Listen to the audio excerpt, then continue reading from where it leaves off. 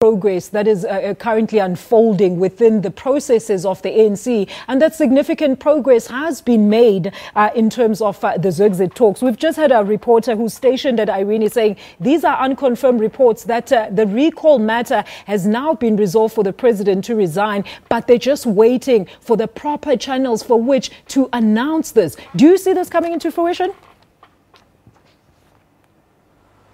Well, I do think that ANC has created a legitimate expectation out of the whole society, the whole political landscape, to a point where, as late as yesterday, President of the ANC, Cyril Ramaphosa, was saying the NEC meeting today is going to finally bring a closure to the matter. They cannot, without losing face, therefore, emerge out of this meeting not having decided. It is now or never. It is a do or die for the ANC because their reputation is at stake, and the country somehow is suffering in a sense that there seems to be a governance paralysis since the number of activities such as the State of the Nation were postponed, something which is unprecedented. You know, Phephelaphi, let's go back to your earlier clarification, because I think South Africans were very confused when the briefing just took place a short while ago by the opposition parties, now calling for the dissolution of parliament after the motion of no confidence has been debated, and even saying that they will then effect Section 51 of the Constitution that says the Speaker of Parliament should be the caretaker president. Please clarify this for us here. Okay, so we need to go back to the motion of no confidence. So just bearing in mind that if a motion of no confidence is passed successfully, it means that the president, the deputy president, cabinet members, as well as any deputy ministers have to be relieved from their positions. So they all step down from their positions. And then because of that, it creates a vacancy in the president's office.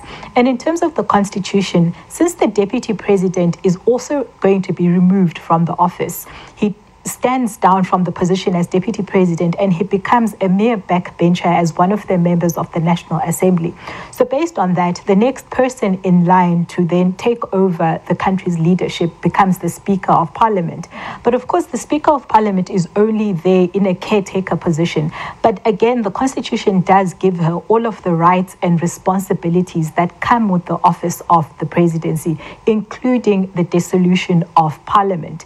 But if that was to happen, in terms of Section 51 of the Constitution, there are really two ways in which the dissolution of Parliament can take place. So the first is when the members of the National Assembly themselves, out of their own volition, pass a resolution within the National Assembly, and it's a resolution that passes by a simple majority. So that's a simple majority of 50 plus 1. And then bearing in mind that we've got 400 seats in Parliament, so one can only do the math, and thereafter one can try and figure out, just concerning the number of seats that the governing party has, and ask if that kind of motion, if it's possible to pass that kind of motion. And then the second way in which Parliament can be dissolved is if an acting president is within the period of an acting president and Parliament fails to elect a new leader within the 30-day period, then the president can unilaterally, or rather that acting president can unilaterally dissolve Parliament. But again, those are two different scenarios based on how exactly the president leaves the office. So he can either leave the office through the vacancy, or he can leave the office through being voted through a motion of no confidence. Of course, in this instance, I'm not talking about impeachment, because as we all know, the Rules Committee of Parliament is yet to adopt a procedure. So as we speak right now, we don't really have a procedure for impeaching a president. And if that were the case, that would be one of the options that would be available to us. But yes, in a nutshell, it is quite possible to dissolve Parliament. All right. You know, Phephelaphi, I was just about to make that point that we're still sitting at a stage where the Rules Committee has not yet concluded upon their mandate on, of course, amending the rules on how to impeach a sitting president. Maybe, Professor Fikeni, you can weigh in on that. And do you think that South Africans will rally behind this fresh call by the opposition now to dissolve Parliament in its entirety? I doubt really, because it looks like this could be interpreted as simply changing the goalpost by some within the ANC and therefore some in the public, in a sense, because the call was always Jacob Zuma should step down and the government should fight corruption. Now that it looks like these are quite imminent, any major shift may not necessarily receive favor either in the majority of the ANC. But there is another very practical problem here. The IEC is still having that long process of having to register and have in its roll call people and their addresses, which was a constitutional court mandated process. And they have been working on that process, struggling in terms of finishing that process. And the country also has these challenges of finances. Therefore, anything that is sudden and abrupt may not easily receive favor. Not that it may not be debated, the pros and cons of it. You know, Phephelaphi, with you were outlining the process that would unfold should, of course, the impeachment, or well, not the impeachment process, but the dissolution of Parliament take place. And you mentioned, I think the biggest thing for me was the 30 days. I mean, 30 days is a very long time. We have not had our SONA. We don't know what's going to happen with the budget. There's still a motion to be debated on the president. So the business of the House is essentially disrupted. I mean, what do you say about this? What does the law say according to this? Who sits in to take over at this stage? Well, I think, again, it goes back to my initial point about the need to distinguish between the political processes and the legal processes. But of course, I think what's happening right now is really that conflation between the party and the state. Because if we're going to have a strictly legal, if we're going to look at it from, just a strictly legally objective perspective, it stands to reason that President Jacob Zuma is very much the de facto president of South Africa. And unless and until he sends in a letter of resignation to the Speaker of Parliament indicating that he's going to be stepping down from his position, he is, for all intents and purposes, the president who should be exercising all of these functions, all of these powers, and all of these rights and responsibilities that the Constitution has given him. So, of course, the SONA should have gone ahead. But, of course, again, it comes back to the point that there are certain political processes which appear to be taking over the de facto legal processes. And I think it's a conversation that we probably need to have as a nation about this obvious conflation between the two, and that in a sense South Africans are very much being held ransom to the inner workings, to the inner machinations of the governing party, which at the end of the day and in the grander scheme of things should not have such an impact on the ordinary South African public, because there should be a clear separation between the party and the state. Look, Phephelaphi, while we're still on that, in your expert view, legally, how did the ANC actually bungle Zuma's exit? What should have happened right from the onset when this motion was tabled? Well, really, there should have been a resignation by the president, and that resignation should have created the vacancy in the president's office, and the deputy president should have stepped in and held that position for a period of 30 days, allowing the National Assembly to elect a new president.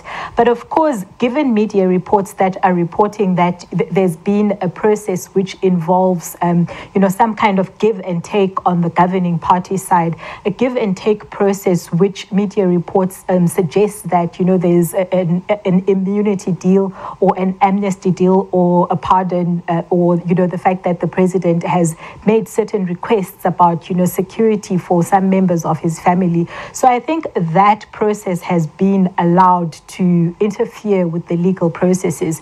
And yet, from a strictly speaking legal perspective, those are issues which should not have interfered with the process of South Africa having a new president post the governing party losing confidence in their own elected representative. Prof, what do you want to say to that quickly? Well, I would simply want to say that this notion that politics tend to get on the way of the legal processes is a political reality. Take one simple example, the DA in the city of Cape Town trying to deal with Patricia de Lille. That has impacted on the functioning of the city. And in fact, you have now seen the Premier, trying to sort of coordinate and take over the process of managing the water crisis, and the party leader came in saying we will coordinate that, and the national ministers.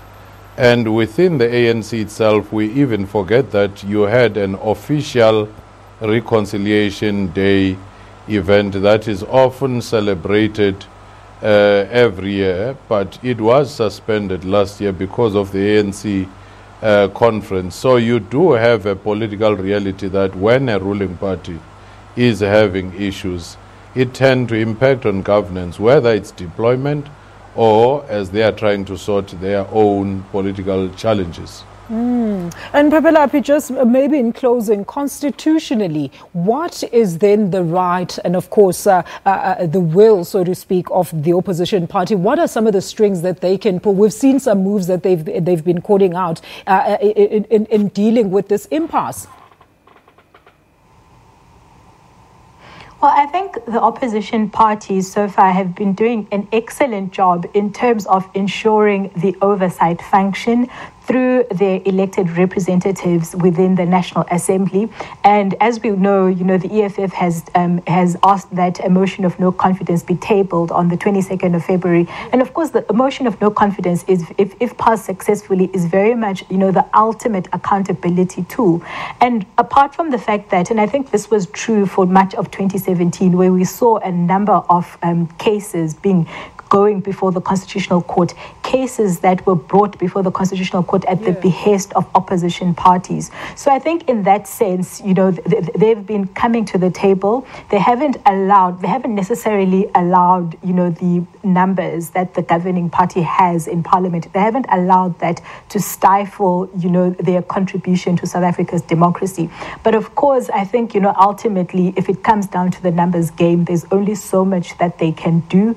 And I think a general concern of mine is just the number of political cases which end up before the courts, whereas these are cases which really by right should have been solved by members of parliament. These are cases that should have been solved by the National Assembly had the National Assembly been properly doing its oversight function. And I think the real risk is that we're drawing courts and the judiciary by extension, we're drawing them into unnecessary political conflicts. Thank you so much, Phephelaphi. Your closing words, maybe, Prof, as of course the EFF leader there, Julius Malema, in that briefing saying this is not a transition. There are no transitional talks, but this is merely a handover of corruption from one corrupt leader to the next. What do you make of those views? Well, remember that opposition parties would not necessarily endorse the ANC process because they have to oppose the ANC, and they were actually looking at a weaker ANC ready for a picking in 2019.